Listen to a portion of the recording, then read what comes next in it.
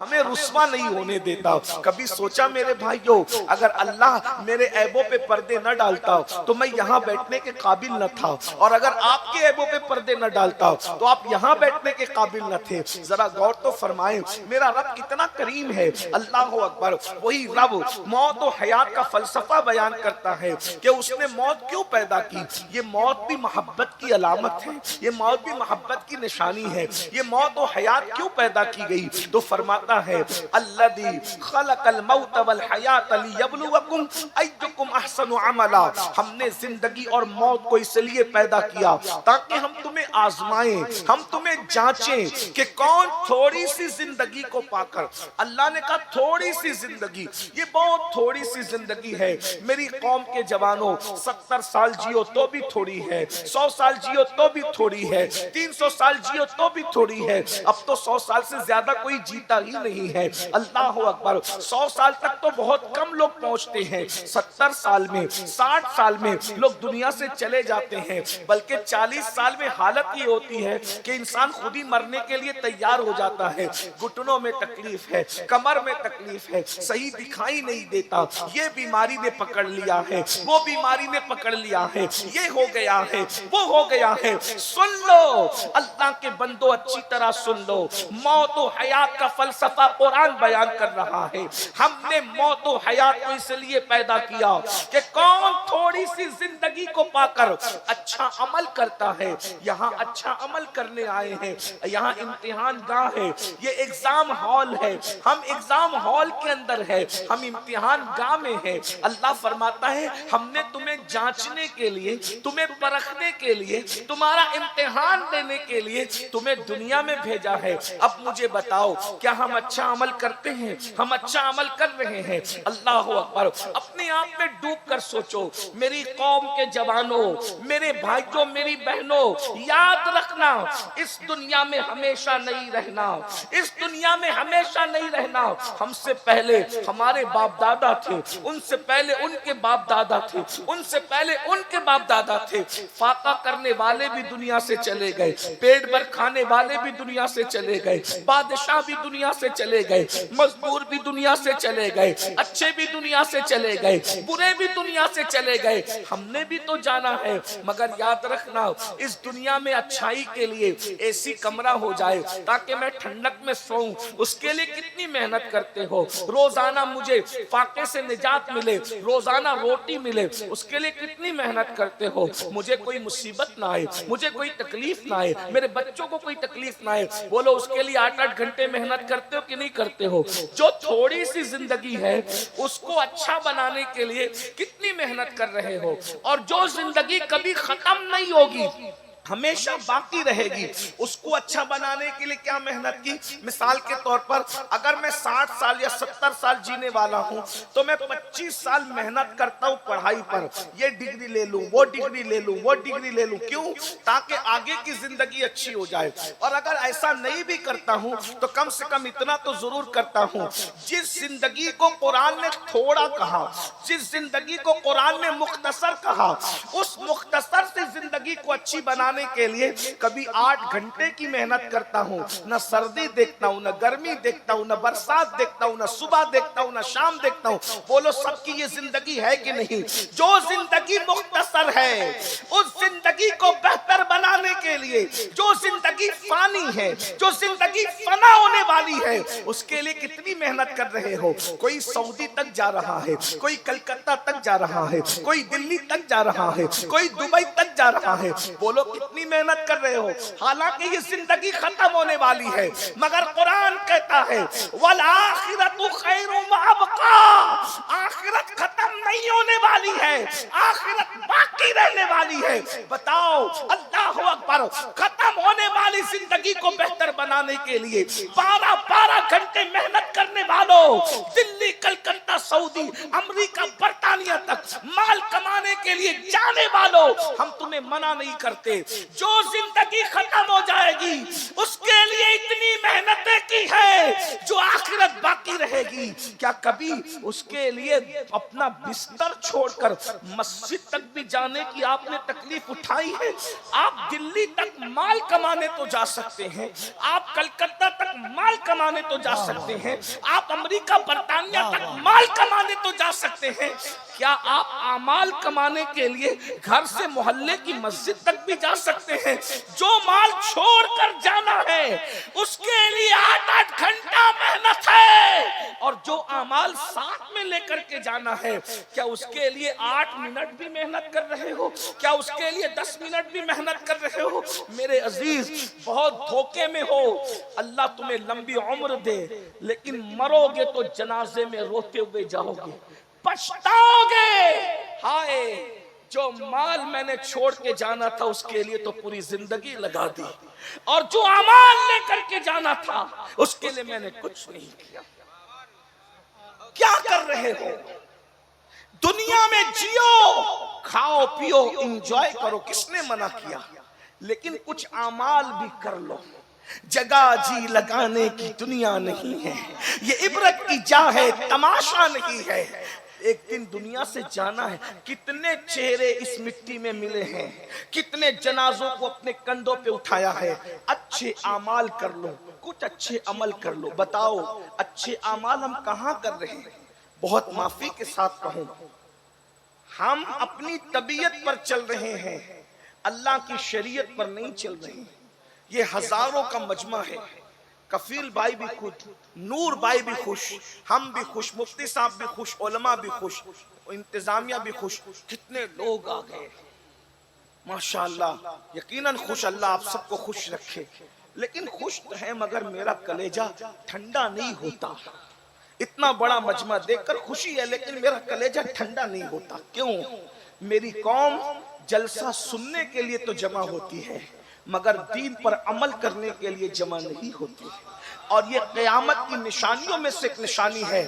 اللہ کے رسول علیہ السلام نے فرمایا میری امت پر ایک وقت آئے گا قیامت کے قریب، لوگ دین سننے تو جمع ہوں گے لیکن دین پر عمل کرنے جمع نہیں ہوں گے۔ اللہ اکبر۔ یہ ہزاروں کے مجمع میں ہاتھ مت اٹھانا، آپ کو ذلیل کرنے نہیں بلایا، لیکن ہاتھ مت اٹھانا، مگر یہ بات دل کے اوپر ذرا سوچو، احتساب کرو، کتنے لوگ عشاء پڑھ کر آئے ہیں اور کتنے لوگ جا کر فجر پڑھیں گے؟ میرے بھائی یہ جلسے یقیناً انقلابی ہوتے ہیں اور ہو سکتے ہیں، لیکن اگر آپ نماز نہیں پڑھو گے تو آپ کو پتہ ہے اللہ کے رسول علیہ الصلوۃ والتسلیم کے غلاموں، ہمارے امام اعظم ابو حنیفہ کا فتویٰ ہے کہ جو نماز نہیں پڑھتا اللہ اس کا کوئی بھی عمل پھر قبول نہیں کرتا۔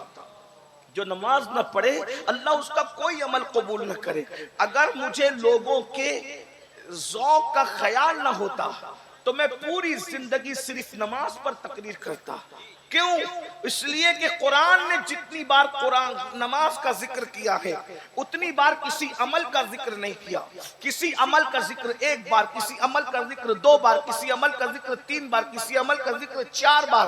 تنہا نماز وہ عبادت ہے میرے بھائی جس کا ذکر اللہ نے قرآن میں 700 مرتبہ فرمایا ہے، 700 مرتبہ۔ صوفیہ فرماتے ہیں اسی لیے کوئی ایک وقت کی نماز چھوڑتا ہے تو وہ 700 مرتبہ اللہ کی نافرمانی کرتا ہے۔ امام احمد ابن حنبل فرماتے ہیں بے نمازی کافر ہے، کافر۔ اللہ اکبر۔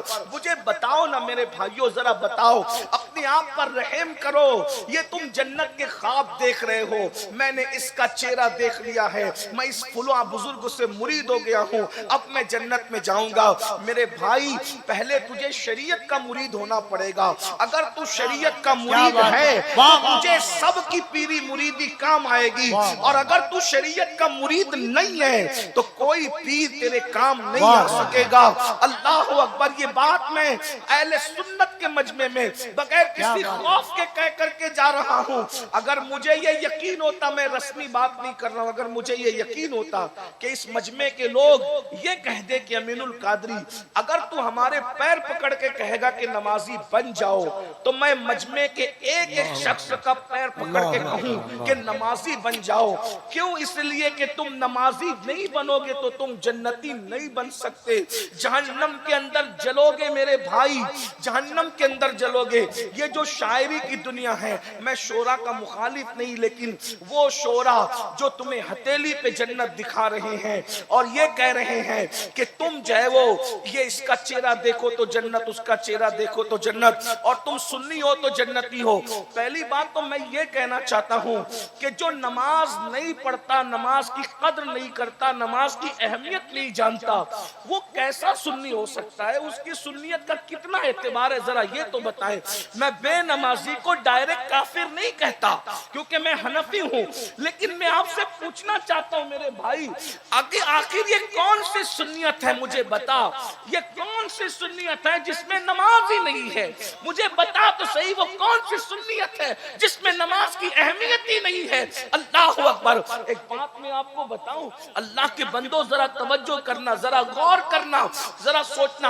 अगर आप अपनी आखिरत के मामले में सीरियस हो, आप अपनी आखिरत के मामले के अंदर संजीदा हो, और अगर कुरान को मानकर, हदीस को मानकर मुसलमान हुए हो, तो सुन लो अच्छी तरह से सुन लो। अल्लाह अकबर। मेरे और तुम्हारे सच्चे रसूल सादिक व मज़दूक मुस्तफा जान रहमत सल्लल्लाहु अलैहि वसल्लम फरमाते हैं, जो नमाज छोड़ देता है अल्लाह उस पर से अपनी अमान की चादर को हटा लेता है, अल्लाह उस पर से अपनी पनाह की चादर को हटा लेता है, यानी वो अल्लाह की अमान से खारिज कर दिया जाता है, अल्लाह की अमान से खारिज कर दिया जाता है। मेरे भाई मुझे बता, जो अल्लाह की अमान से निकल जाता है, फिर वो खुशियां कैसे पा सकता है? वो सुकून कैसे पा सकता है? वो रोजी कैसे पा सकता है? वो इत्मीनान कैसे पा सकता है? मुझे बताओ मेरे भाइयों, ये हजारों का मजमा है, हजारों में जितने लोग हैं 99% लोग, तुम सबके मसाइल ये है, रात को सुकून की नींद नहीं आती, बच्चियों को रिश्ते नहीं है, कारोबार का मामला है, बड़ी बड़ी डिग्रियां लेकर के दर दर के पे भटक रहे हैं, अच्छी नौकरी नहीं मिलती, माल कमाते हैं मगर सुकून नहीं है, मियाँ बीवी में जमती नहीं है, बच्चे गद्दार हो गए। मुफ्ती साहब ने अभी माँ बाप के बारे में बताया, ये माँ बाप के बारे में तकरीरें क्यों करनी पड़ रही है? बच्चे गद्दार हो गए, मजहबी घरों के बच्चे भी गद्दार नजर आ रहे हैं आजकल। माँ बाप की कोई कदर नहीं है घरों के अंदर। आप क्या समझते हैं सिर्फ रोटी कपड़ा मकान देना ये माँ बाप की इज्जत है? हमारे मसलक में रोटी कपड़ा मकान देना ये सिर्फ इज्जत नहीं है, इसलिए कि रोटी तो चौखट पे बैठने वाले कुत्ते को भी दी जाती है, कपड़ा तो चौखट पे बैठने वाले चपरासी को भी दिया जाता है। हमारे यहाँ माँ बाप रोटी कपड़े का मतलब नहीं है, माँ बाप का मतलब ये है। मेरे इमाम अहले सुन्नत सैयदी आला हजरत इमाम अहमद रजा खान मुहद्दिस बरेली फतावा रज़विया शरीफ में लिखते हैं कि माँ बाप की इज्जत ऐसी की जाए, माँ बाप के साथ सुलूक कैसा किया जाए? फरमाया जब तक माँ बाप से इजाजत न लो उससे पहले तुम उनसे बात नहीं कर सकते। यानी कि माँ बाप तुम्हारे गुलाम नहीं है, माँ तुम्हारी कनीज नहीं है, वो बादशाह और मलका तुम्हारे लिए।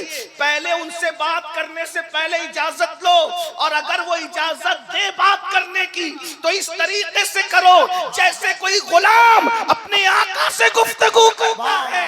ये हमारे यहाँ माँ बाप का मर्तबा है, हमारे माँ बाप की शान ये है। मगर अल्लाह अकबर, मुझे बताओ तो सही, जो माँ बाप के नाम पे भी हाथ उठा रहे थे, माफी के साथ अर्ज करूंगा, ये माँ अगर दवा मांगे ना तो कहेंगे बुढ़िया डोकरी और डोकरा हम कमा करके तुम ही पे खर्च करते हैं, अपने बच्चों के लिए ना रखें, अपने मुस्तकबिल के लिए ना रखें।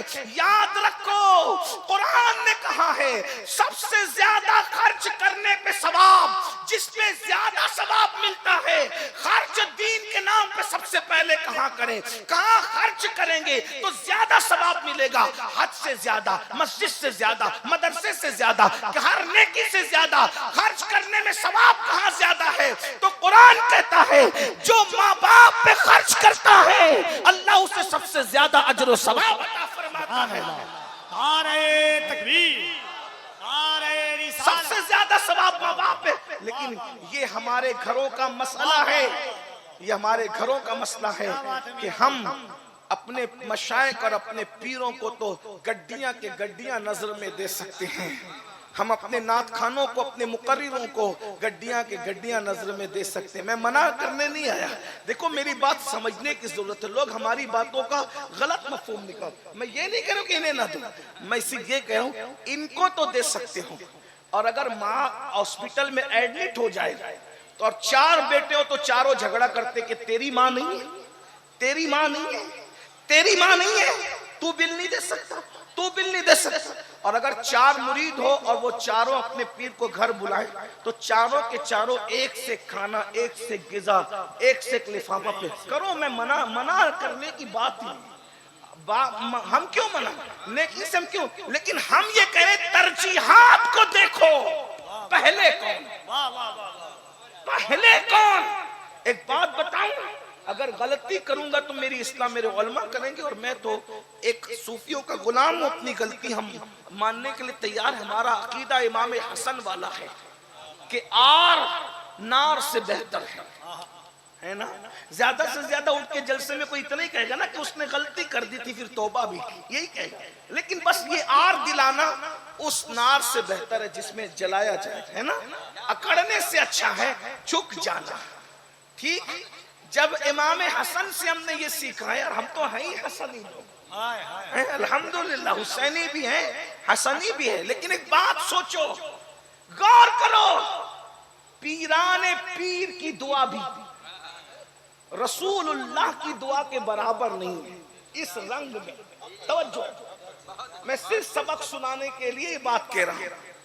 پیران پیر کی عظمت کو کون گھٹا سکتا ہے؟ وہ تو جہنم کا کتا ہی ہوگا جو ان کی عظمت کو. لیکن اس رنگ میں بات کرنا چاہتا ہوں، ذرا توجہ کریں. پیران پیر کی دعا بھی رسول اللہ کی دعا کے برابر نہیں. حتیٰ کہ موسیٰ کلیم اللہ کی دعا بھی رسول اللہ کی دعا کے برابر نہیں. کائنات میں حضور کی دعا صرف حضور کی دعا ہے. حضور کی دعا کی طرح کسی کی دعا نہیں ہے. ان کی ذات منفرد ہے، ان کی بات منفرد ہے، ان کا چلنا منفرد ہے، ان کا بولنا منفرد ہے. اگر میں اس پہ گفتگو کروں تو اشارہ دے کر کے آگے بڑھنا چاہتا ہوں. رسول اللہ جب چلتے ہیں تو حیدر کرار جیسے کو دوڑنا پڑتا ہے. رسول اللہ جب چلتے ہیں تو صدیق اکبر جیسے کو دوڑنا پڑتا ہے. اب میں آپ کو نبی کا چلنا صرف اتنا بتا دوں، نبی اگر چلے تو فاتح خیبر اور رسول اللہ کے مصلی کا امام دوڑتے دوڑتے تھک جائے. شان بشریت سے چلتے ہیں تو صدیق علی کو تھکا دیتے ہیں، اور شان نورانیت سے چلتے ہیں تو جبریل امین تھکتے نظر آتے. نعرہ تکبیر، دونوں ہاتھوں کو اٹھا کر نعرہ تکبیر، نعرہ رسالت، عظمت مصطفیٰ، شان مصطفیٰ، رفعت مصطفیٰ. حیدر کرار کو تھکانا کوئی معمولی بات ہے؟ صدیق اکبر کو تھکانا. نبی شان بشریت سے چلے تو صدیق و علی تھکتے ہیں، شان نورانیت سے چلے تو جبریل تھکتے ہیں. اور وہ تھکن بھی کس شان کی؟ میرے امام کہتے ہیں تھکے تھے روح الامین کے بازو، کہاں وہ دامن کہاں وہ پہلو، رکاب چھوٹی امید ٹوٹی، نگاہ حسرت کے ولولے تھے. توجہ، جس کے چلنے پہ جبریل تھک جائیں وہ مصطفیٰ جان، تو ان کا جسم ان کا جسم ہے. ان کے جسم کی طرح کسی کا جسم نہیں. ان کا چلنا ان کا چلنا ہے، ان کے چلنے کی طرح کسی کا چلنا نہیں. ہم خاک پہ قدم رکھتے ہیں تو نشان قدم پڑتے ہیں، پتھر پہ رکھتے تو نہیں پڑتے. لیکن یہ میرے نبی کا قدم ہے، خاک پہ رکھتے ہیں تو نشان نہیں پڑتا، اور پتھر پہ رکھ دیتے ہیں تو نشان قدم پڑ جائے. نبی نبی ہے، ان کا دیکھنا ان کا دیکھنا ان کا دیکھنا ان کا دیکھنا ان کا دیکھنا ہے. جیسے آگے دیکھتے ہیں ویسے پیچھے دیکھتے ہیں. اللہ اکبر. نگاہ اٹھتی ہے تو عرش کے پرے دیکھتے ہیں، نگاہ جھکتی ہے تو سرا نگاہوں کے سامنے ہوتا ہے. ارے جب ان کے 11ویں نمبر کا بیٹا کہتا ہے نظر تو الی بلاد اللہ جمع، کہ میں اللہ کے شہروں کو ایسے دیکھتا ہوں جیسے تم ہتھیلی پہ رائی کا دانہ دیکھتے ہو. جب 11ویں نمبر کے بیٹے کا دیکھنا یہ ہے تو پھر رسول اللہ کے دیکھنے کی شان کا عالم کیا ہوگا؟ میرے امام کہتے ہیں اور بڑے مزے میں کہتے ہیں، مشکل مشکل ہوگا لیکن اہل علم سمجھیں گے، عشق والے بھی سمجھ جائیں گے۔ میرے امام نبی کی نگاہوں کو بیان کرتے ہیں، کہتے ہیں اللہ اکبر، شش جہت سمت مقابل، شب و روز ایک ہی حال۔ تھوڑا مشکل ہو گیا، میں آپ کو یہ نہیں کہوں گا سبحان اللہ کہو، لیکن میں آپ کے عشق پہ چھوڑتا ہوں کہ نبی کا ذکر اس شان سے ہو تو سنی کتنا کیا کہہ سکتا ہے۔ جس کے نام پہ مردے بھی بول پڑے اور کنکریاں بھی بول پڑے، اگر اس کے ذکر پہ سنی نہ بولے تو پھر کیا مزہ ہے؟ یہاں تو کنکریاں بھی بولتی ہے نا۔ اللہ اکبر، شش جہت سمت مقابل، شب و روز ایک ہی حال، دھوم و نجم میں ہے آپ کی بینائی کی۔ میری اوقات تو نہیں کہ میں اس پہ کوئی تفسیرہ کروں، لیکن کوشش کرتا ہوں تاکہ آپ کو سمجھ میں آ جائے۔ سمتیں 6 ہیں، کتنی سمتیں؟ 6، اوپر نیچے آگے پیچھے دائیں بائیں 6 ہیں۔ 6 سمتیں رسول اللہ کے سامنے ایسے رکھ دیا گیا ہے جیسے دنیا کا میپ آپ لوگوں کے سامنے رکھا جاتا ہے نا؟ ہاں، لیکن اللہ اکبر اس میں بھی فرق ہے۔ دنیا کا میپ اگر ہمارے سامنے ہو نقشہ تو ادھر کا سامنے ہوتا ہے، ادھر کا ہماری نظروں سے اوجھل ہوتا ہے، لیکن 6 سمتوں کو اللہ نے مصطفیٰ جان رحمت کے سامنے ایسے سمیٹ کر کے رکھ دیا کہ 24 گھنٹے رسول اللہ ہر گاؤں، ہر قریہ، ہر دیہات، ہر شہر، ہر ملک، ہر ذرے ذرے کو یکساں دیکھ رہے ہیں۔ میں کوئی تمثیل نہیں پیش کر سکتا، لیکن اتنا ضرور کہوں گا، اگر تم اپنی ہتھیلی کو سامنے رکھ کر جس طرح دیکھ رہے ہو رسول اللہ پوری کائنات کو 24 گھنٹہ اس سے بہتر انداز سے دیکھ رہے ہیں۔ شش جہت سمت مقابل، شب و روز ایک ہی حال، دھوم و نجم میں ہے آپ کی بینائی کی، اور کوئی غیب کیا تم سے نہا ہو بھلا، جب نہ خدا ہی چھپا تم پہ کروڑوں درود۔ اللہ اکبر، یہ مصطفیٰ جان رحمت کا دیکھنا ہے، یہ حضور علیہ السلام کے دیکھنے کی شان ہے۔ آقا فرماتے ہیں، حضور کے دیکھنے کی بات آئی تو ایک جملہ اور سن لے، بخاری شریف کی حدیث ہے، آقا علیہ السلام فرماتے ہیں میرے پیچھے رکوع سجدے صحیح صحیح کیا کرو۔ آقا فرماتے ہیں میرے پیچھے رکوع سجدے صحیح صحیح کیا کرو، کیونکہ میں تمہارا رکوع بھی دیکھتا ہوں، تمہارا خشوع بھی دیکھتا ہوں۔ ارے امام رکوع نہیں دیکھ سکتا کیونکہ امام آگے کھڑا رہتا ہے، اور پیچھے مقتدی ہو کوئی امام رکوع نہیں دیکھ سکتا، اور جو پیچھے مڑ کر کے رکوع دیکھ لے وہ امام ہو نہیں سکتا۔ لیکن یہ مصطفیٰ جان رحمت کی آنکھیں ہیں، فرماتے ہیں تمہارا رکوع بھی دیکھتا ہوں اور تمہارا خشوع بھی دیکھتا ہوں۔ نعرہ تکبیر، نعرہ رسالت، اصلاح معاشرہ۔ رکوع کسے کہتے ہیں؟ گھٹنوں پہ ہاتھ رکھ کے اللہ کی عبادت کے لیے نماز میں جھک جانے کو رکوع کہتے ہیں۔ حضور فرماتے ہیں رکوع بھی دیکھتا ہوں تمہارے آگے کھڑے، اس سے بڑی بات تمہارا خشوع بھی دیکھتا ہوں۔ خشوع دل کی کیفیت کا نام ہے، خشوع دل کی کیفیت۔ حضور فرماتے ہیں تیرا جسم بھی دیکھتا ہوں اور تیرا دل بھی دیکھتا ہوں۔ توجہ ہے آپ کی؟ ہاں، تھوڑا سا منبر والوں کی مدد چاہتا ہوں، ان کی معلومات میں اضافہ نہیں کر سکتا، صرف ان کو سبق سنانا، دعا لینا ہے، اس لیے کہ 2 منٹ تھوڑا سا ماشاءاللہ۔ توجہ، غور فرمائیں، توجہ ہے، غور کیجئے، غور کیجئے۔